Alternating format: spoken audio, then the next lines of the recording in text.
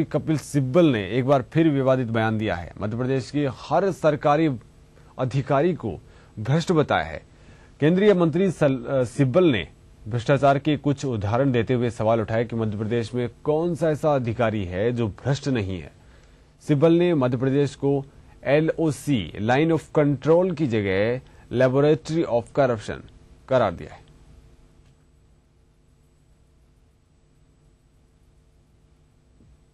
वहीं इस दौरान कपिल सिब्बल और गुलाम नबी आजाद ने मीडिया पर भी भ्रष्टाचार करने का आरोप लगाया है। भोपाल में प्रदेश कांग्रेस कार्यालय में पत्रकार वार्ता के दौरान सिब्बल और आजाद दोनों मीडिया पर जमकर भड़के। सिब्बल ने कहा कि टीवी चैनल्स पॉजिटिव चीज दिखाना ही नहीं चाहते हैं।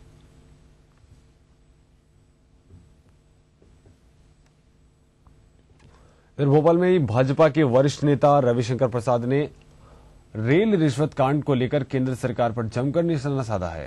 राज्यसभा में उपनेता प्रतिपक्ष रविशंकर प्रसाद ने कहा कि कांग्रेस रेल मंत्री पवन कुमार बंसल को बचाने में लगी है और CBI को पवन बंसल से पूछताछ करनी चाहिए।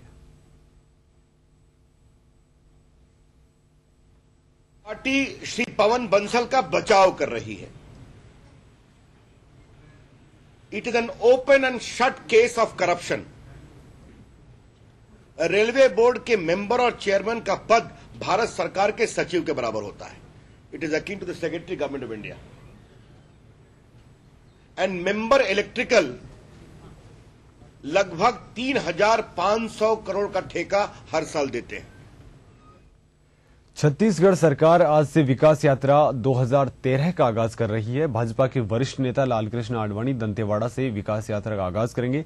यात्रा 6 मई से शुरू होकर 20 मई तक 6 चरणों में चलेगी। 31 दिन CM डॉक्टर रमन सिंह खुद यात्रा में शामिल होकर जनसभाएं करेंगे। CM ने कहा कि विकास यात्रा में 93 आम सभाएं, 63 स्वागत सभाएं और 60 स्वागत कार्यक्रम होने वाले हैं।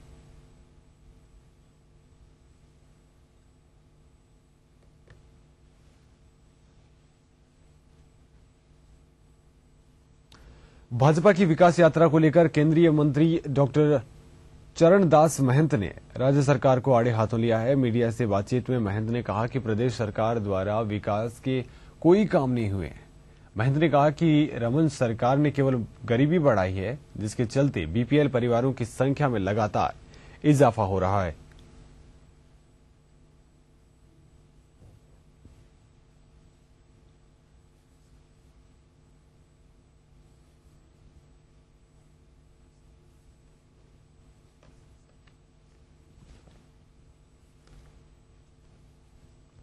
राजस्थान के मुख्यमंत्री अशोक गहलोत ने सूबे के मुसलमानों को हज हाउस का बड़ा तोहफा दिया है। राजधानी जयपुर के करबला मैदान में मुख्यमंत्री ने हज हाउस का रविवार को लोकार्पण किया। हज कमेटी ने नए भवन का नाम हज कम्युनिटी सेंटर से बदलकर हज हाउस कर दिया है। मुख्यमंत्री ने मुसलमानों को हज हाउस की मुबारकबाद देते हुए कहा कि हमारा मुल्क एकता में अनेकता का संदेश देता है और हम सबको मिलकर कौमी एकता का संदेश देना है। गहलोत ने सरकार की योजनाओं का जिक्र करते हुए कहा कि जन कल्याण के लिए सरकार ने महत्वपूर्ण योजनाएं शुरू की हैं।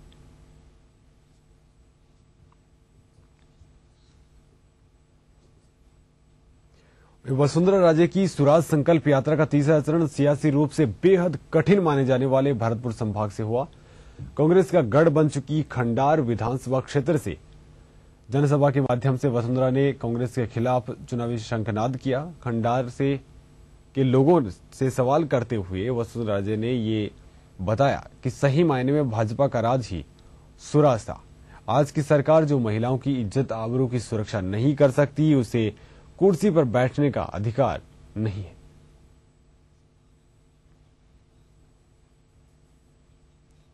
वहीं स्वराज संकल्प यात्रा के तहत वसुंधरा राजे ने खंडार के बाद सवाईमाधोपुर में भी जनसभा को संबोधित किया। इस मौके पर वसुंधरा राजे ने मुख्यमंत्री अशोक गहलोत पर जमकर निशाना साधा। वसुंधरा राजे ने कहा कि सरकार में ऊपर से नीचे तक लूट मची है और बाहर से आए लोग भी प्रदेश को लूट रहे हैं। वसुंधरा ने कथित रॉबर्ट वाड्रा जमीन घोटाले को लेकर भी प्रदेश सरकार पर जमकर निशाना साधा। भाजपा के राष्ट्रीय प्रवक्ता शाहनवाज हुसैन ने भी जनसभा को संबोधित किया और प्रदेश सरकार पर जमकर निशाना साधा। शाहनवाज हुसैन ने कहा कि सरकार 4.5 साल से सोई हुई है। नेता प्रतिपक्ष गुलाब चंद कटारिया ने भी सरकार पर निशाना साधा।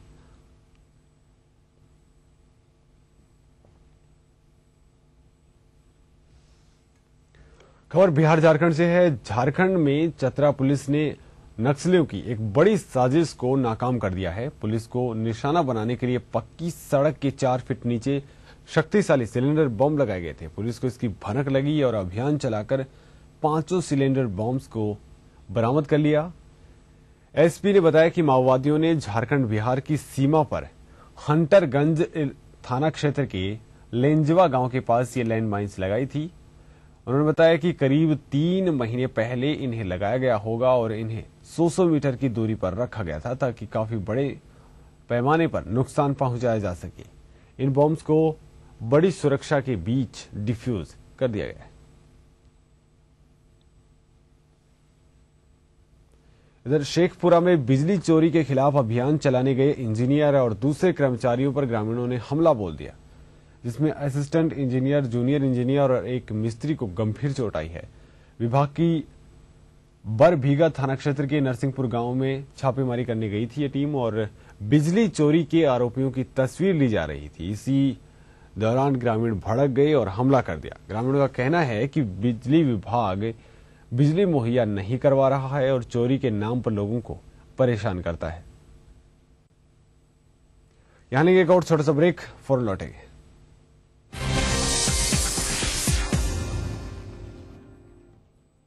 काम हो या बनानी हो भीड़ में पहचान, खूबसूरत रहने के नुस्खे भी हैं और फैशनेबल बनने के ट्रिक्स भी। शौक उभारने की पाठशाला भी है और संगनी क्वीन की कहानी भी। ये सब और बहुत कुछ सिर्फ संगनी फॉर टुडेज वुमेन के साथ। कार्यक्रम के सह प्रायोजक हैं हृदय रोगों के इलाज की विश्व स्तरीय सुविधा अब जबलपुर में ही उपलब्ध। चट्टानों सी मजबूती, खरे सोने की quality, Birla gold cement. Aqua safe, जो कर दे आपके पानी को प्योर एंड सेफ। स्कूली शिक्षा पर देखिए हमारी ये खास। भारत इतिहास के पन्नों पर मध्य प्रदेश की है खास जगह। लेकिन आज के मध्य प्रदेश में क्या है सरकार और विपक्ष का आंकड़ा? कैसी चल रही है यहाँ की जिंदगी? तकलीफों से जूझती तो कभी खिलखिलाती, कभी बेजुबान तो कभी बलवान। देखिए अपना एमपी इस समय पर।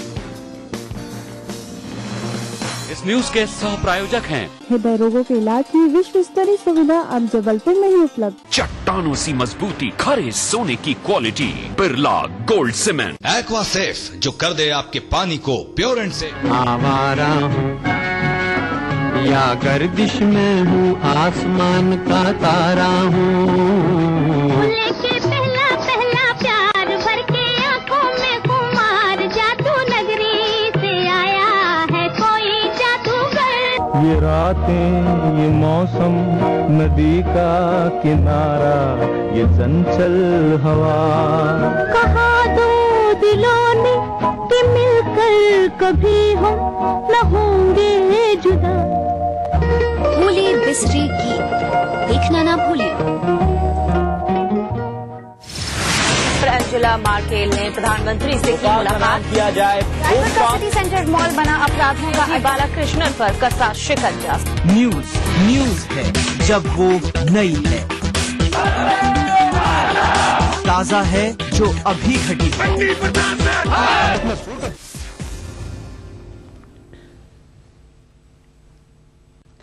खबर उत्तर प्रदेश से है। लखनऊ पुलिस ने लुटेरों के एक ऐसे गिरोह को दबोचा है जिसमें एक डिप्टी एसपी का बेटा भी पकड़ में आया है।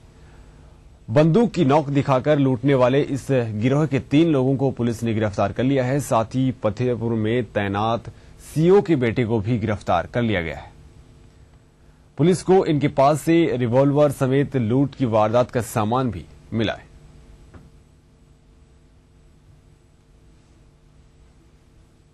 इधर मेरठ में दिन दहाड़े प्रॉपर्टी डीलर की गोली मारकर हत्या कर दी गई है। ये सनसनीखेज वारदात थाना कंकड़खेड़ा इलाके के शोभापुर की है, जहां गुरु प्रॉपर्टीज के मालिक संजय त्यागी से कुछ लोग मिलने आए और काफी देर बातचीत के बाद ऑफिस के अंदर गोलियां चली और हथियारों से लैस लोग मौके से फरार हो गए।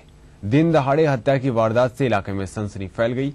आनन फानन में संजय को एक निजी नर्सिंग होम में भर्ती करवाया गया, जहां डॉक्टर्स ने उसे मृत घोषित कर दिया। उधर पुलिस भी हत्यारों की तलाश में जुट गई है। प्रतापगढ़ में शिक्षा माफियाओं के बड़े खेल का खुलासा हुआ है। उन्होंने यूपी बोर्ड की तरह एक फर्जी बोर्ड बना डाला और हजारों मासूमों की जिंदगी को मुसीबत में डाल दिया। यही नहीं, इन्होंने 7 कॉलेजों की मान्यता भी दे दी है।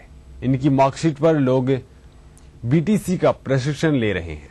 2 दर्जन जिलों में इनका खेल चल रहा है। आरटीआई की सूचना के तहत इनका खुलासा हुआ है। भारतीय विद्यालय शिक्षा बोर्ड मंडल की जारी सूची में देश में चल रहे 23 फर्जी बोर्डों में प्रतापगढ़ को पहली जगह मिली है और इसमें इस बोर्ड को फर्जी बताया है। इधर पाक कैदी सन्नाउल्लाह की हालत गंभीर हो गई है। जानकार सूत्रों के हवाले से खबर है कि पाक उच्चायुक्त सलमान वसीर को चंडीगढ़ जाकर घायल कैदी से मिलने की इजाजत दी गई है। पाक उच्चायुक्त का कहना है कि सन्नाउल्लाह की हालत में सुधार नहीं है। चंडीगढ़ के पीजीआई हॉस्पिटल में भर्ती पाकिस्तानी कैदी सन्नाउल्लाह की हालत चिंताजनक बनी हुई है। वो अब भी वेंटिलेटर पर डीप कोमा में है। जब से वो पीजीआई में भर्ती कराया गया है, तब से उसकी स्थिति में कोई सुधार नहीं हुआ है। बुलेटिन में फिलहाल के लिए बस इतना ही। चलते चलते तिरछी नजर। नमस्कार।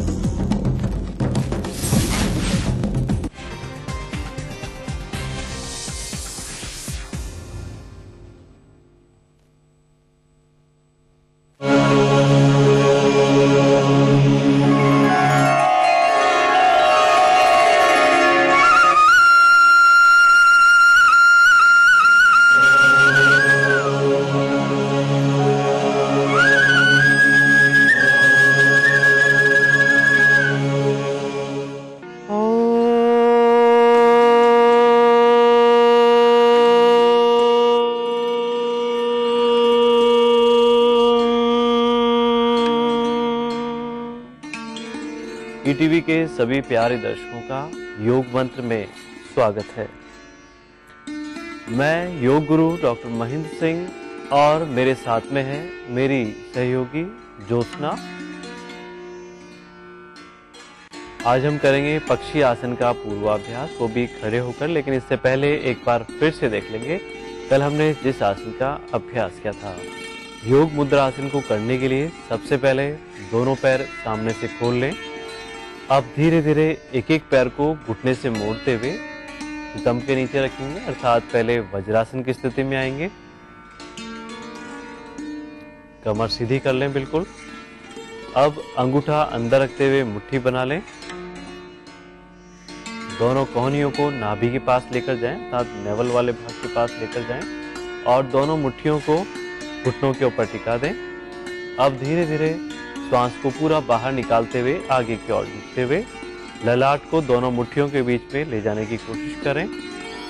कुछ सेकंड्स के लिए इसी पोजीशन में बनाए रखें, अर्थात श्वास को रोक कर रखें। श्वास को बाहर की ओर रोकते हुए बाहरी कुंभक लगाते हुए कुछ सेकंड्स के लिए रोकें और बिल्कुल धीरे धीरे श्वास लेते हुए वापस ऊपर उठा लें अपने शरीर को, सिर को ऊपर उठाते हुए। इस तरह से 3 से 4 बार इस आसन की आवृत्ति को दोहराएंगे। श्वास को पूरा बाहर निकालते हुए आगे की ओर जाएं और उस दौरान कोशिश करें अपने पेट को अधिकतम अंदर की ओर रखने की। अर्थात दोनों कोहनियों का जो दबाव है अपने नाभि वाले स्थान की ओर रखें। फाइनल पोजीशन में कुछ सेकंड्स के लिए रोक के रखें अपने आप को और बिल्कुल धीरे धीरे श्वास लेते हुए वापस ऊपर आ जाएं। पक्षी आसन का पूर्वाभ्यास करने के लिए सबसे पहले अपने स्थान पर खड़े हो जाएं। दोनों हाथ थाइस के पास में रखें। दोनों पैरों में अधिकतम फासला कर लें और फासला करें। अब धीरे धीरे अपने दाहिने हाथ से बाएं पैर के अंगूठे को पकड़ेंगे और बाएं हाथ से दाएं पैर के। इस तरह से बदल बदल के करते रहें और जो हाथ पीछे की तरफ जा रहा है उसी की ओर देखने की कोशिश करेंगे। श्वास को निकालते हुए आगे की ओर झुकेंगे और अपनी पूरी एकाग्रता कमर वाले भाग की ओर रखते हुए इस आसन का अभ्यास करेंगे। पैर के पंजों की स्थिति को नहीं बदलेंगे, अर्थात जो पैरों में फासला है, जो गैप है, वही रखते हुए इस आसन का अभ्यास करेंगे और श्वास को बाहर निकालते हुए आगे की ओर झुकना है। अधिकतम स्पाइन की ट्विस्टिंग करना है। पूरी एकाग्रता अपनी कमर वाले भाग पर रखते हुए इस आसन का अभ्यास करेंगे और मुंह को बंद रखते हुए बदल बदल के इस तरह से करते रहें। अब धीरे धीरे इस आसन में गति को भी बढ़ा सकते हैं, अर्थात थोड़ा सा स्पीड कर सकते हैं इसको करते समय, लेकिन शरीर का संतुलन भी इस आसन में बनाए रखना बहुत जरूरी होता है। यदि आपका शरीर का संतुलन नहीं बना हुआ, एकाग्रता आपकी पूरे शरीर के ऊपर नहीं है, तो आप गिर भी सकते हैं। इसलिए पूरी कोशिश करें कि अपना पूरा ध्यान आसन को करते हुए अपने शरीर पर रखें और फिर इस आसन का अभ्यास करेंगे। रिलैक्स, विश्राम, सामान्य कर। इस तरह से 2 से 3 बार इस आसन की आवृत्ति को दोहराया जा सकता है। बहुत ही उपयोगी है ये खड़े होकर पक्षी आसन का पूर्वाभ्यास। पूरे शरीर पे इफेक्ट आता है इस आसन का अभ्यास और पूरे शरीर के लिए लाभकारी है इस आसन का अभ्यास। पूरे दोनों पैरों में रक्त संचरण की क्रिया नियमित रूप से होती है और लोअर एब्डोमेन पे भी जिनके एक्स्ट्रा फैट रहती है, कमर पे जिनके एक्स्ट्रा फैट रहती है, उनके लिए भी बेहद उपयोगी है ये आसन। लेकिन ध्यान रखें, जिनको कमर दर्द रहता हो या अक्सर चक्कर जिनको आते हैं, वे इस आसन का अभ्यास नहीं करें। आज का योग मंत्र है, जिनको भी डकार अधिक आती हो वे बाजरे के दाने के आकार के बराबर छोटा सा हींग का टुकड़ा लें और या तो गुड़ के साथ लें या फिर केले के साथ उसका सेवन करें, तो उनके लिए बेहद उपयोगी होगा जिनको डकार बहुत ज़्यादा आती है। तो आज के लिए बस इतना ही। कल हम फिर हाजिर होंगे एक नए योग मंत्र के साथ। तब तक के लिए नमस्कार।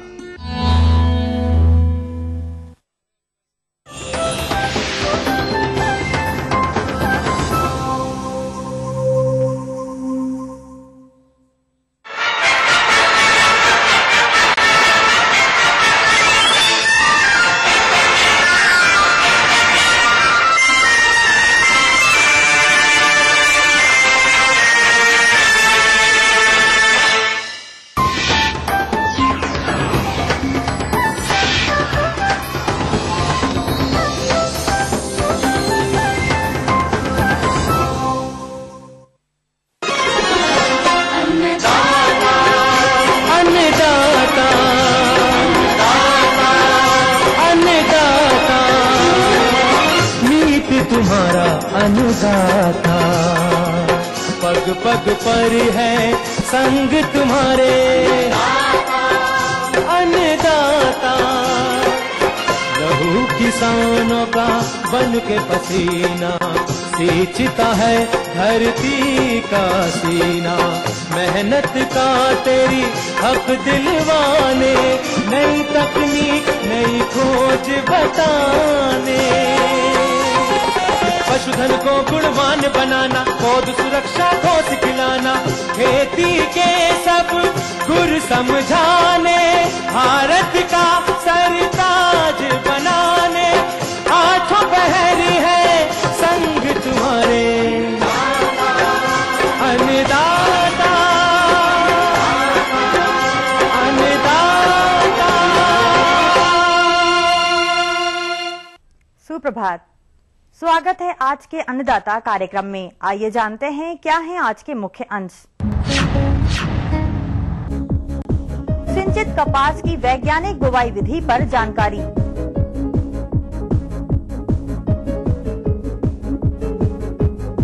पॉली हाउस एवं नेट हाउस की उपयोगिता एवं महत्व।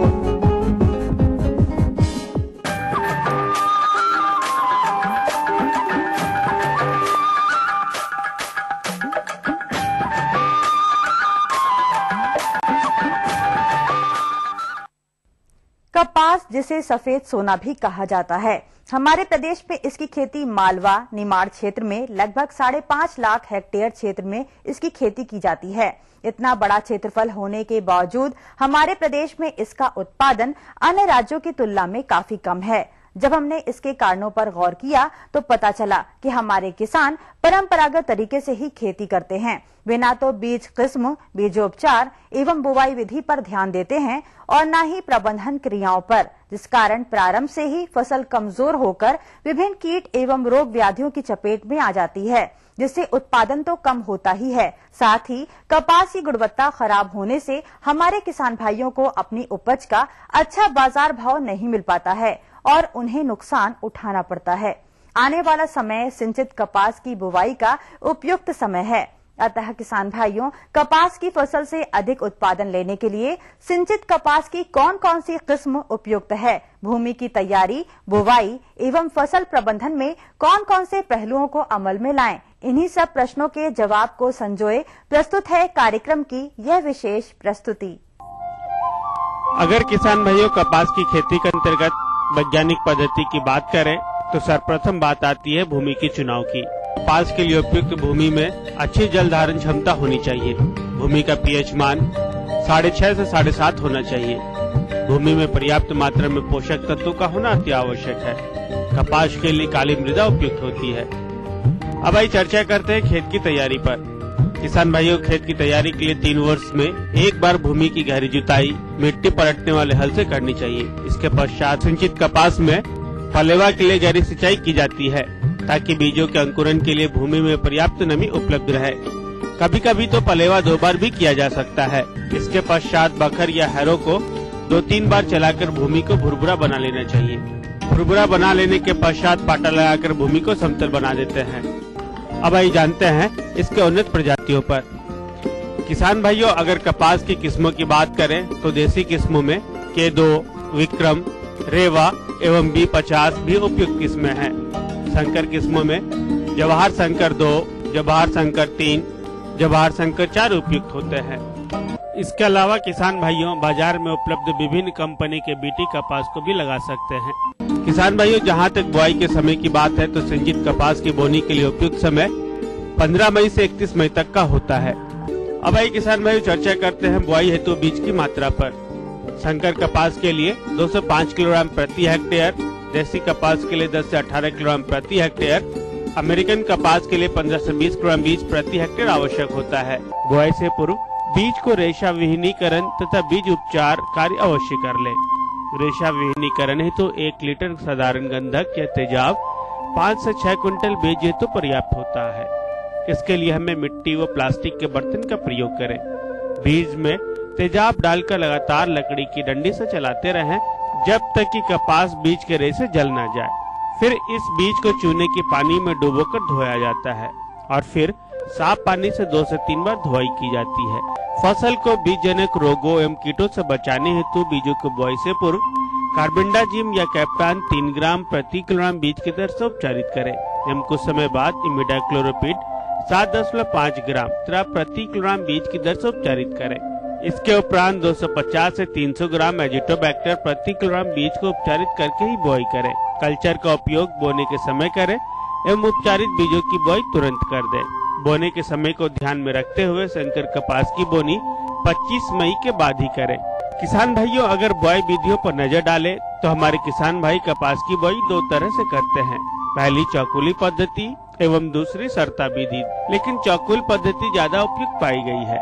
इस पद्धति में रस्सी की सहायता से कतार 2 फीट तथा पौध से पौध की दूरी 1.5 फीट दूरी रखते हुए चौकुली बना दी जाती है एवं उस पर पहले खाद उर्वरक 4 से 5 सेंटीमीटर गहरा एवं बाद में प्रत्येक स्थान पर 2.5 से 3 सेंटीमीटर की गहराई पर बो दिए जाते हैं। इस विधि से बोने पर पौधे की संख्या बराबर आती है एवं दोनों दिशाओं में कोपला चलाने में सुविधा हो जाती है। बुआई के बाद खेत का निरीक्षण समय समय पर करते रहें। जहाँ पौधा उगा ना हो वहाँ अंकुरन के 2 से 3 दिन बाद में और बीज डाल दें, जिससे प्रति हेक्टेयर पर्याप्त पौध संख्या प्राप्त हो सके। अंकुरन के 10 से 15 दिन बाद बिरलन करके प्रत्येक बिंदु पर 2 पौधा रहने दें। संकर कपास में प्रत्येक बिंदु पर 1 पौधा पर्याप्त रहता है। एवं बिरलन के समय छोटे पौधे को ही निकाले। खाद एवं उर्वरक के रूप में अच्छी सड़ी हुई गोबर की खाद व कंपोस्ट खाद 20 से 25 गाड़ी प्रति हेक्टेयर खेत में तैयारी के समय डाल दें। रासायनिक उर्वरक मृदा परीक्षण के बाद ही उपयोग करें। नाइट्रोजन प्रति हेक्टेयर 80 किलोग्राम, फास्फोरस 40 किलोग्राम एवं पोटाश 20 किलोग्राम का उपयोग करें। भारी तथा मध्यम भूमि में फास्फोरस तथा पोटाश की संपूर्ण मात्रा एवं नाइट्रोजन की 25% मात्रा बुआई के समय दे दें। 50% नाइट्रोजन बुआई के 4 सप्ताह बाद तथा शेष 25% मात्रा फूल पुंडी निकलते समय तथा बाकी मात्रा कीटनाशक के साथ छिड़काव करना लाभदायक पाया गया है।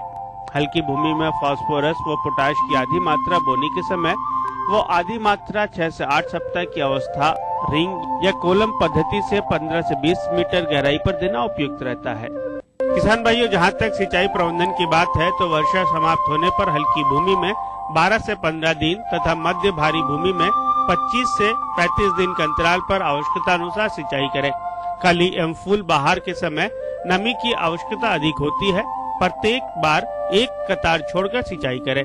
टपक सिंचाई पद्धति की व्यवस्था उपलब्ध होने पर व पानी की कमी में इसके द्वारा सिंचाई करना लाभदायक पाया गया है। सिंचाई के साथ साथ भारी भूमि में अधिक वर्षा में जल निकास के लिए नालियां बनाना आवश्यक है, जिससे खेत का अतिरिक्त पानी खेत के बाहर निकल जाए वो फसल को किसी भी प्रकार का नुकसान न हो। कपास की फसल में अंतर्वर्तीय फसल के रूप में मूंग, उड़द, मूंगफली, सोयाबीन बोना उत्तम रहता है, क्योंकि अंतर्वर्तीय खेती करने से प्राकृतिक आपदाओं के कारण किसी फसल के नष्ट हो जाने से दूसरी फसल से उत्पादन प्राप्त कर होने वाली हानि से बचा जा सकता है। कपास की फसल में खरपतवार नियंत्रण शुरू से ही करना लाभदायक पाया गया है। इसके लिए खेत की तैयारी अच्छी प्रकार से करें। किसान भाइयों, बुआई के 50 से 60 दिन की अवस्था में खरपतवार फसल में प्रतियोगिता करते हैं। इस हेतु प्रारंभिक अवस्था में ही 2 से 3 बार हाथ के द्वारा या कोल्पा चलाकर खरपतवारों का नियंत्रण करना है। किसान भाइयों, खरपतवार नाशी का भी प्रयोग कर सकते हैं। इसके लिए पेंडिमिथिलिन 1 लीटर प्रति हेक्टेयर बोनी के तुरंत बाद, लेकिन अंकुरन से पूर्व 800 से 1000 लीटर पानी में अच्छी तरह मिलाकर छिड़काव करें। इसका अतिरिक्त किसान भाइयों, कपास की फसल में रोग एवं कीटों का प्रकोप बहुतायत से देखा जाता है। आप इसके प्रबंधन के लिए समय समय पर खेतों का निरीक्षण करते रहें और वैज्ञानिक अनुशंसा के आधार पर रोग एवं कीटों का नियंत्रण करते रहें। इस प्रकार किसान भाइयों, बताई गई वैज्ञानिक पद्धति के अनुसार कपास की खेती करते हैं तो हमें पूर्ण विश्वास है कि आप अपनी फसल से प्रति हेक्टेयर 20 से 25 क्विंटल उपज प्राप्त कर अपनी आर्थिक स्थिति सुदृढ़ बना सकते हैं।